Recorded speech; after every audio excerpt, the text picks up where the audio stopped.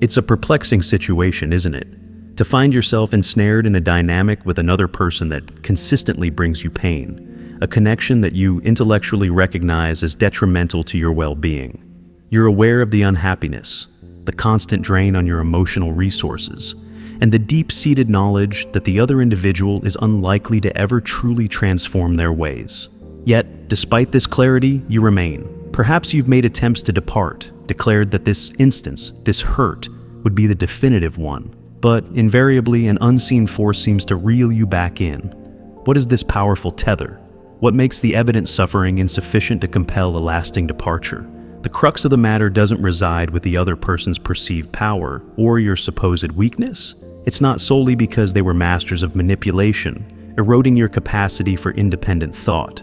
It's not simply because the intensity of your affection makes leaving feel impossible. And it's not because the relationship once held moments of joy that you desperately hope to recapture.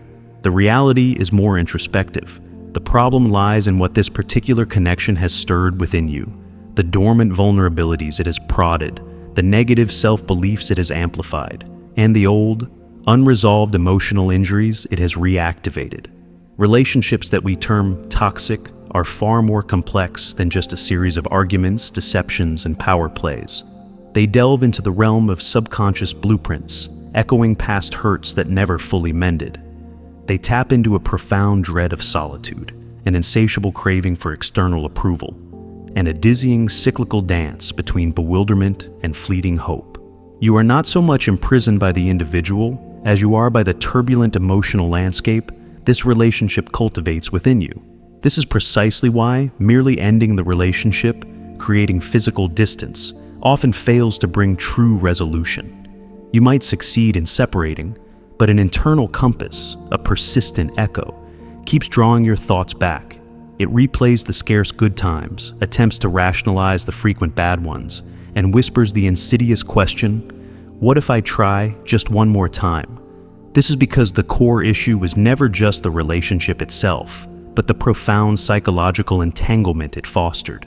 This bond can become so potent that it fundamentally warps your perception of reality, leading you to tolerate behaviors and circumstances you once vowed you would never accept. But there comes a point where acknowledgement must lead to action. This exploration isn't designed to cast blame or induce guilt. It's not about labeling you as deficient in strength or willpower, quite the opposite. The aim here is to illuminate the underlying mechanisms, to bring clarity to what is truly unfolding. Because with understanding comes the potential to reclaim your agency, and only with that agency can you genuinely break free.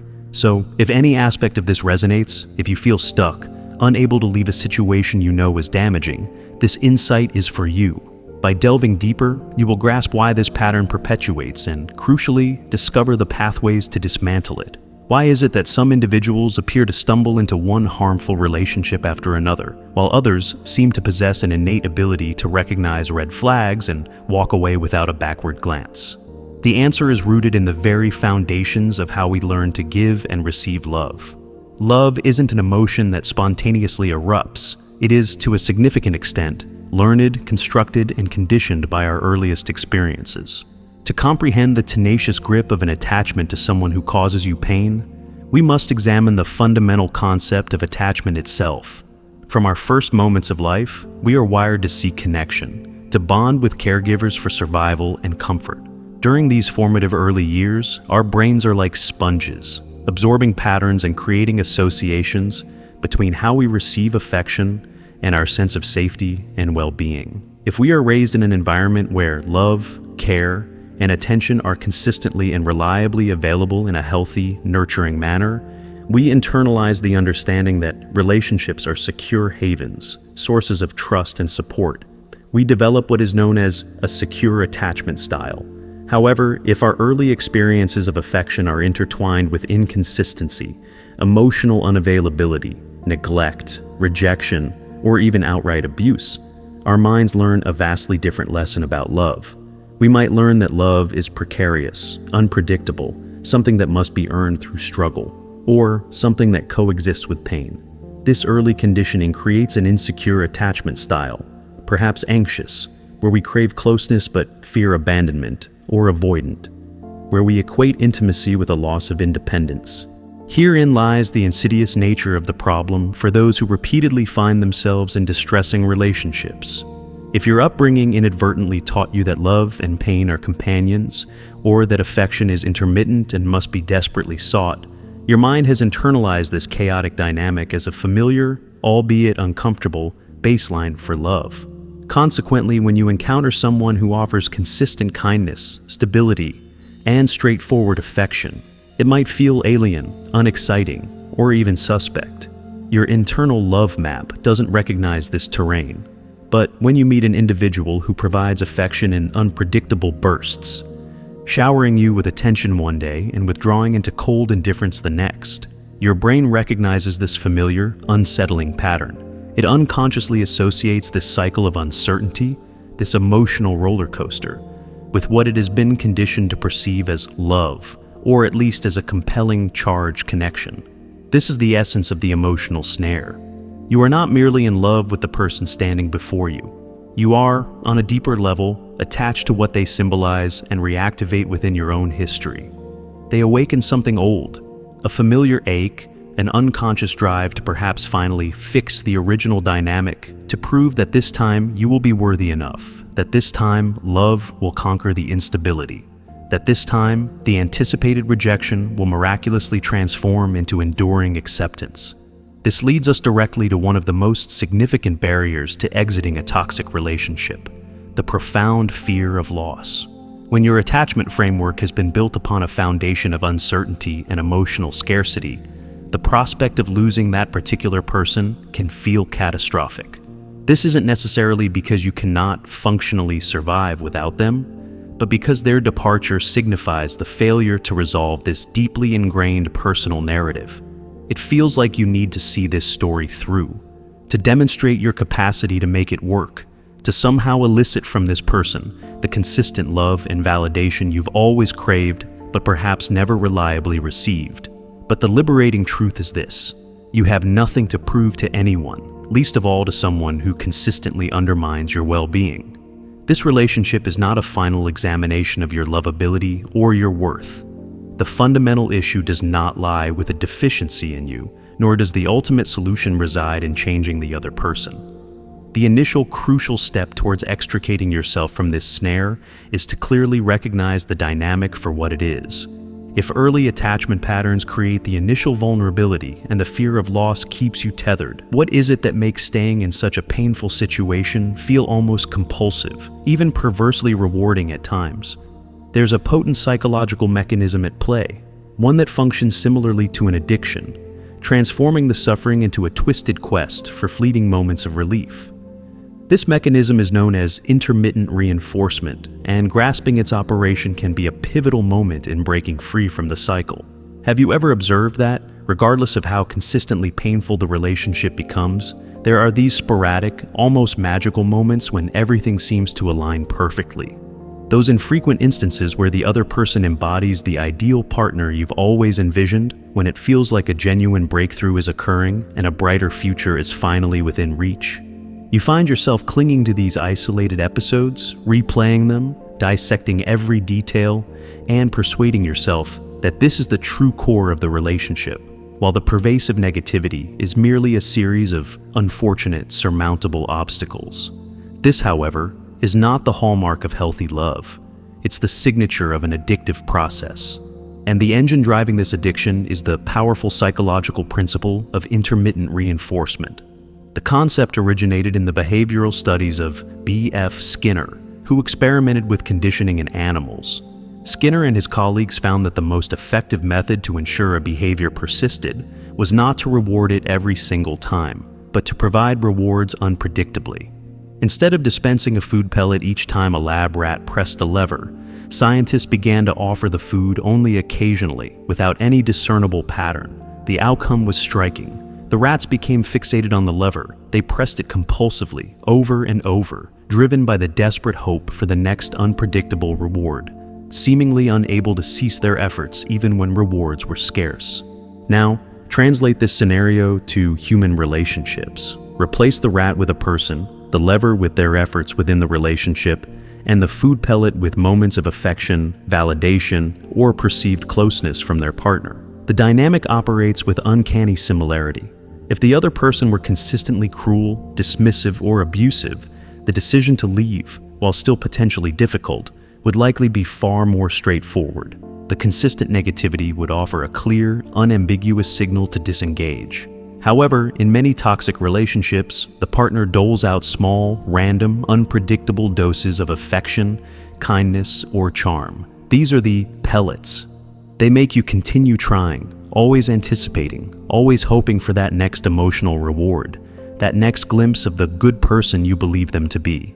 The truly insidious aspect of intermittent reinforcement is how it subtly trains you to lower your standards and accept progressively less.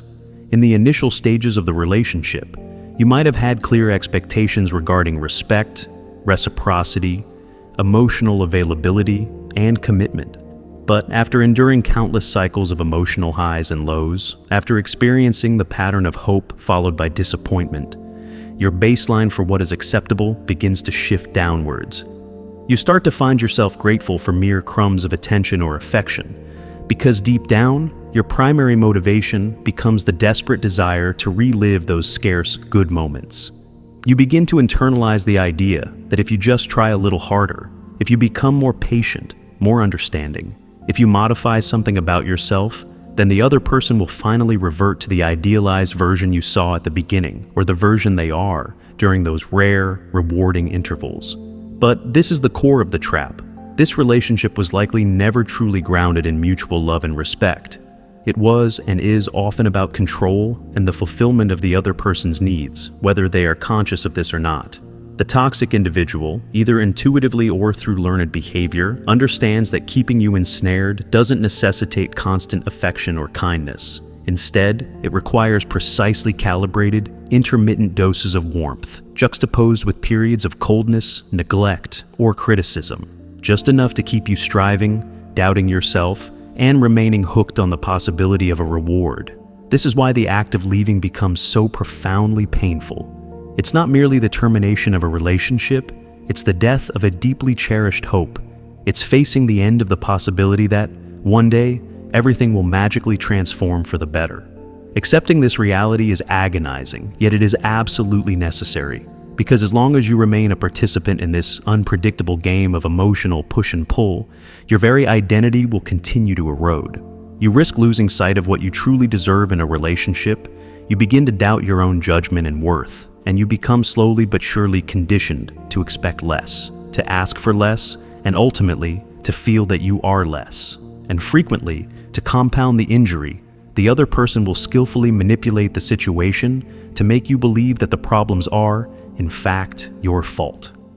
They might suggest you are overreacting, too demanding, or that the issues you perceive are not really happening. If you've ever found yourself questioning your own sanity, wondering if your perceptions are distorted, or feeling like it's all in your head, then you need to understand the next layer of this destructive dynamic, the roles of gaslighting, projection, and emotional manipulation, the psychological weaponry that systematically dismantles your perception of reality. If you've ever uttered the phrases, "Am I the one who's exaggerating? Is it possible that I'm the actual problem here?" Or even the terrifying thought, "Maybe I'm losing my mind," then you have likely experienced the disorienting effects of sustained psychological manipulation. Among the various forms this manipulation can take, few are as insidious and damaging to one's sense of self as gaslighting. Gaslighting is a deliberate tactic where an individual systematically distorts reality to such an extent that it causes you to doubt your own feelings, your memories, and ultimately, your sanity. It's an exceptionally effective technique for control because it immerses you in a perpetual state of self-doubt and confusion. This internal uncertainty makes it increasingly difficult to recognize the abuse for what it is, and even more challenging to summon the clarity and strength to escape it. Here's a common way it unfolds. You notice something amiss in the relationship, perhaps a subtle inconsistency in their story, a pattern of secretive behavior, a blatant lie, or a broken promise. You gather your courage and decide to confront the other person, seeking clarification or accountability. However, instead of acknowledging their behavior or engaging in a genuine discussion, they deftly turn the tables. They might accuse you of being overly sensitive, paranoid, or of manufacturing problems where none supposedly exist. Phrases like, "You always twist things," "Wow, you're just looking for a fight," "That never happened, you're imagining it," or "You're being hysterical" become staples in your interactions. Over time, with repeated exposure to such denials and accusations, you begin to internalize these messages. You start to second-guess yourself. You replay conversations in your mind, meticulously trying to recall precise details, searching for external validation for your feelings and perceptions. But with each new confrontation, the distortion of reality often intensifies. What once seemed like a clear observation on your part now feels muddled and uncertain. The more you doubt your own perception, the more reliant you inadvertently become on the manipulator to define what is real and what is not, ceding your power to them. Gaslighting is just one arrow in the quiver of emotional manipulation. Another potent weapon frequently employed in toxic dynamics is projection. This is a psychological defense mechanism where the manipulator unconsciously or consciously transfers their own undesirable traits, feelings, or behaviors onto you. For instance, if they are the ones being dishonest, they will persistently accuse you of lying. If they are entertaining thoughts of infidelity or are actually being unfaithful, they will relentlessly question your loyalty and accuse you of cheating. If they are the ones initiating aggression or creating conflict, they will twist the narrative to claim that you are the one provoking them, that your actions force their reactions. The truly cruelest aspect of projection is that the victim, often already worn down by other forms of manipulation and eager to restore peace or win back affection, may begin to internalize these false accusations. You might start to believe that perhaps you are too sensitive or somehow responsible for their poor behavior, thereby taking on a burden of guilt and shame that rightfully belongs to the manipulator. The overarching goal of these manipulative tactics, gaslighting, projection, and others like blame shifting or guilt tripping, is not merely to avoid responsibility.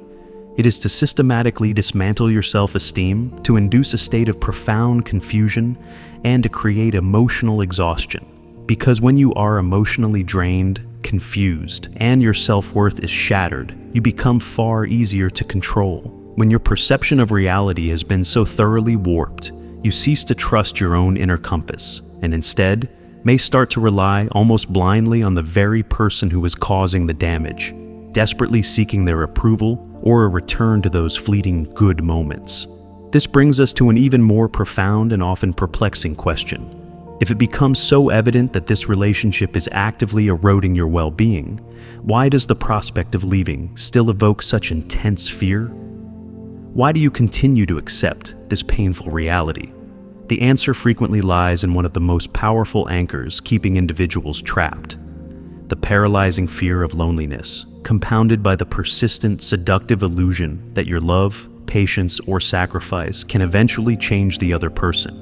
Have you ever found your thoughts dominated by anxieties like, "But what if I end this and never find anyone else?" Or, "What if no one else could ever truly love me?" Have you caught yourself clinging to the belief that if you just try a little harder, exhibit a bit more patience, or perhaps change something fundamental about yourself, the relationship will finally transform into the loving, supportive connection you crave? If these internal monologues are familiar, you've likely been ensnared by two of the most formidable factors that perpetuate toxic relationship cycles: the deep-seated fear of being alone and the alluring, yet often false hope that you can inspire change in another. The fear of loneliness is not a trivial or irrational concern.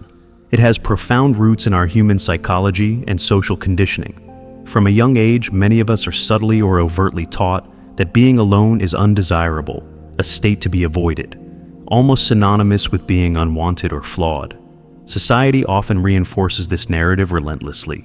Popular culture, movies, music, social media frequently presents romantic partnership as the ultimate life goal, the pinnacle of happiness and fulfillment. Being single can sometimes be portrayed or perceived as a kind of failure, as if not being part of a couple is an indictment of your worth or desirability. Now, combine this pervasive societal pressure with a relationship that has systematically chipped away at your self-esteem. Imagine a dynamic where you've been conditioned, perhaps through manipulation or consistent criticism, to believe that you are difficult to love, that no one else would understand you, or that no one else would tolerate your supposed flaws the way this person does, even if tolerating means subjecting you to mistreatment. The result is a potent cocktail of fear. You begin to convince yourself that leaving, however bad the current situation, would be an even greater mistake, that enduring the familiar pain is preferable to the terrifying unknown of being truly alone, potentially forever. But what if the feeling you're labeling as fear of loneliness is actually something more akin to emotional withdrawal? Toxic relationships, especially those characterized by intermittent reinforcement, create a powerful state of dependency that mimics addiction. You're not just attached to the person themselves in a healthy way. You're often trapped by the hope they represent, by the memory of the person they appeared to be at the very beginning, or during those scarce, blissful moments. You recall those times when everything felt perfect, and you desperately believe that if you just hold on a little longer, endure a little more, that idealized version of them will re-emerge and stay. You find yourself rationalizing the overwhelmingly negative periods, excusing their hurtful actions as temporary aberrations, stress responses, or misunderstandings. You cling to hollow promises, to sweet words whispered at strategically opportune moments, and you, consciously or unconsciously, ignore the stark reality of their consistent patterns of behavior. This isn't love guiding your actions, it's the illusion of your power to induce change in another. The fundamental problem here is that genuine, lasting change in an individual does not occur simply because you wish for it fervently. It doesn't happen because your love is profound enough, or because you've sacrificed yourself to the point of depletion. True, sustainable transformation only happens when the person themselves recognizes the problematic nature of their behavior, accepts responsibility, and possesses a sincere, intrinsic desire to undertake the difficult work of changing from within. And let's be brutally honest for a moment. How many times has this person genuinely acknowledged their hurtful patterns and promised to change? How many times have those promises been followed by excuses or a brief period of improved behavior, only to revert to the old ways? How many times have you allowed yourself to believe that this time would truly be different? If the destructive patterns persist despite repeated promises and your best efforts, it's a strong indicator that this relationship, in its current form, was never designed or destined to fundamentally change in the ways you need it to. Accepting this truth is incredibly painful. It hurts because it means relinquishing a deeply cherished hope. It hurts because it means confronting the emotional void left by something that consumed so much of your time, energy, and emotional investment. It hurts because it involves the difficult admission that you poured your precious resources, your love, your time, your very essence, into something that ultimately had no viable future. But this pain, the pain of letting go and facing reality, is a temporary healing pain. The pain of remaining trapped in a cycle of hope and despair is a chronic, soul-eroding pain that can last indefinitely. However, understanding all this is one thing. Actually leaving a toxic relationship is another. It's not merely a matter of deciding to walk away and never look back. If it were that straightforward, you would likely have done so already. To truly extricate yourself, to heal and move forward, you need to do more than just end the physical proximity. You need to systematically break the powerful emotional bond that has formed, reprogram the unhealthy thought patterns your mind has adopted, and meticulously rebuild your sense of self and identity from the ground up. This is precisely the journey of emotional detoxification we must now explore. Have you ever been in that place where, even with the full intellectual understanding that a relationship is corroding your spirit, a part of you still hesitates, still recoils from the finality of leaving? Even when the emotional cost becomes almost unbearable, there's often that persistent nagging inner voice whispering, "But what if I'm making a monumental mistake?" Or, "What if I'll never experience a connection, even a flawed one like this, ever again?" This internal conflict arises because disengaging from a deeply entrenched toxic relationship isn't solely a rational decision based on a pros and cons list.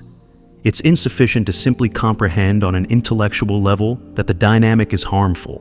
You must embark on a deliberate process of reprogramming the very way your brain has come to associate love, validation, security, and even your own identity with this person and this pattern.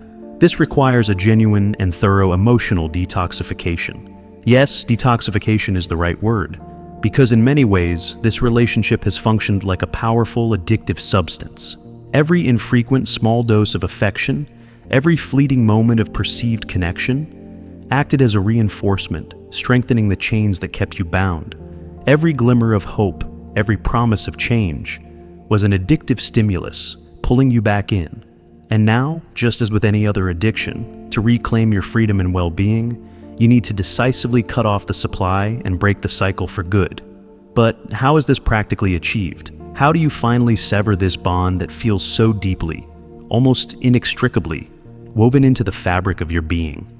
The first and arguably most critical step is instituting a total break, often referred to as the no-contact rule. If your sincere intention is to heal and move forward, maintaining any form of contact with this person is usually counterproductive, if not impossible for recovery. This means no text messages, no phone calls, no checking their social media, no let's just stay friends arrangements. Any interaction, however seemingly innocuous, risks reactivating the deeply ingrained emotional conditioning and pulling you right back into the familiar, dizzying spiral of confusion, hope, and inevitable pain. You might find yourself thinking, but what if they finally change their ways? What if they realize the magnitude of what they've lost? Consider this. If this individual possessed the genuine capacity and willingness to change in the ways that would foster a healthy relationship, they likely would have demonstrated that consistently long before reaching this crisis point.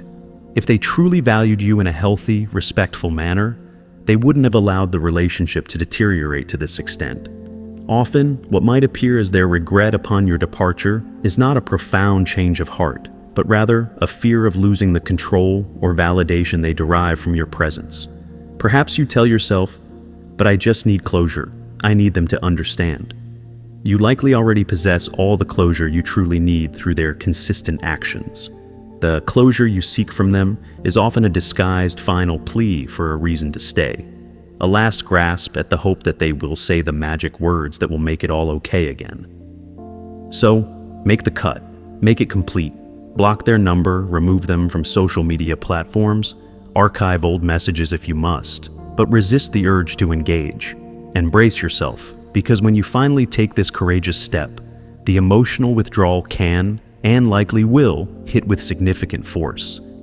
Step 2 is to consciously endure this period of withdrawal without succumbing to relapses. In the initial days and weeks following the no-contact rule, you will likely experience a profound sense of emptiness, perhaps even desolation. Your brain, conditioned over time to seek out this person for a sense of completeness or to alleviate the anxiety their absence now creates, will protest. Their absence may feel utterly unbearable, but it's crucial to recognize this intense discomfort, not primarily as missing them in a romantic sense, but as the symptoms of withdrawal from an addictive pattern. The challenge here is that your mind, in its craving for the familiar, even if painful state, will attempt to sabotage your resolve. It will selectively recall only the good moments, conveniently forgetting the pervasive pain, the disrespect, the loneliness you felt within the relationship. You might start to think, maybe I overreacted, perhaps it wasn't as bad as I thought, or maybe I was the problem. This is the addiction fighting back, trying to lure you back to its source. The most effective way to navigate this turbulent phase is to proactively replace the old, destructive pattern with new, healthy ones. Actively fill the void their absence creates. Establish a structured routine that keeps you engaged and occupied. Incorporate physical exercise, which can be a powerful mood regulator. Immerse yourself in books, hobbies, or creative pursuits. Reconnect with supportive friends and family members who genuinely uplift you and validate your worth. And critically, resist the temptation to romanticize the past. It can be incredibly helpful to write down a clear, detailed list of all the specific instances where this person's actions caused you pain, undermined your self-esteem, or violated your boundaries. Keep this list accessible and reread it whenever the urge to go back or to doubt your decision becomes strong. Step 3 involves the crucial, ongoing process of rebuilding your identity. toxic relationships have a corrosive effect on self-esteem. Over time, you may have become accustomed to seeing yourself primarily through the distorted lens of the other person's perceptions and judgments. You might have been subtly or overtly taught to believe that you are inherently flawed, not good enough, that you'll never be truly loved for who you are, or that you need to constantly change and adapt to be acceptable. Now is the time to consciously reprogram these damaging beliefs. You need to embark on a journey of rediscovery, asking yourself profound questions. Who was I before this relationship consumed so much of my life? What were my passions, my interests, my dreams? What aspects of myself did I abandon or suppress to try and fit into the confines of this unhealthy dynamic? Recovering your identity means rediscovering your authentic self. It means finding your voice again, reconnecting with your own desires, and reclaiming your autonomy and sense of agency. Crucially, you must internalize the truth that you do not need another person or a romantic relationship to be whole or worthy. This pervasive idea, often perpetuated by society, profits from your insecurity. The truth is that the most vital and healing love, the only love that can truly mend the wounds inflicted by a toxic relationship and provide a solid foundation for future healthy connections, is the love you cultivate for yourself. And this journey of self-love and rediscovery is paramount, because leaving a toxic relationship isn't merely an ending, it's the profound beginning of something far greater, something more authentic. True, lasting liberation only fully materializes when you consciously and consistently choose yourself, your well-being, and your future over the familiar pain of the past.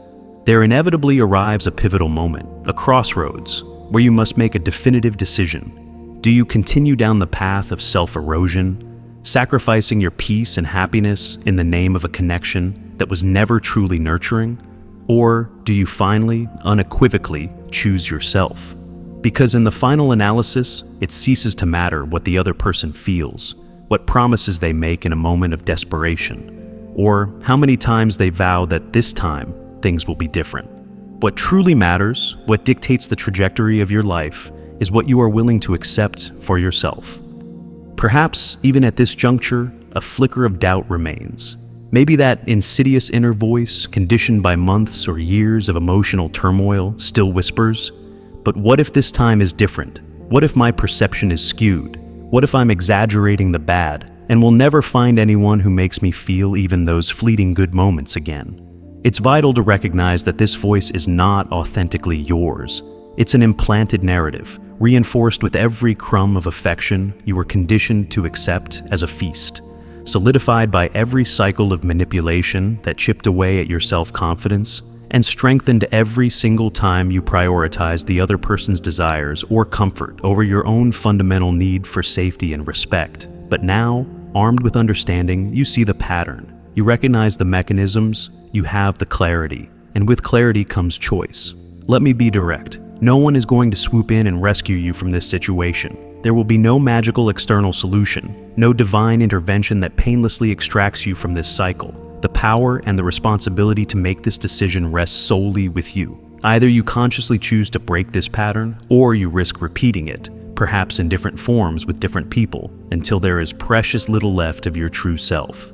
Because that, tragically, is often the ultimate outcome for those who remain indefinitely entangled in toxic relationships. An emotional depletion so profound that you lose touch with who you are, what you enjoy, what you value, and what you aspire to. You become a supporting character in the drama of someone else's life. And by the time you realize the full extent of this self-abnegation, it can feel overwhelmingly difficult to find your way back. So stop, make the choice. Choose to leave the dynamic that diminishes you. Choose to disrupt the cycle of pain and fleeting hope. Choose to embark on the challenging but ultimately rewarding journey of rebuilding yourself. And please, do not delude yourself into thinking that this will be an easy path, especially in the beginning. On the contrary, the initial days and weeks after making a definitive break will likely be among the most difficult. You will almost certainly experience moments of intense longing for the familiar, even if that familiarity was painful. You will grapple with the temptation to go back, to seek that intermittent reinforcement. You will question your decision, wondering if you've done the right thing, if you've been too harsh, or if you're strong enough to see this through. But as you persist, as you steadfastly maintain your boundaries and focus on your healing, something truly remarkable will begin to happen. Slowly, almost imperceptibly at first, the heavy fog of confusion and emotional dependency will start to lift. Your mind will regain clarity. You will begin to see the relationship not through the distorted lens of hope or fear, but for what it truly was.